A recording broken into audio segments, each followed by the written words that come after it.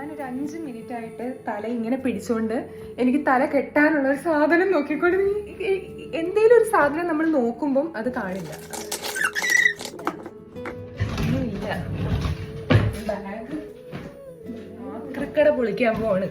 ആക്രിക്കട ഇതിനകത്ത് ചിലപ്പോൾ പെരുമ്പാമ്പ്. കിട്ടി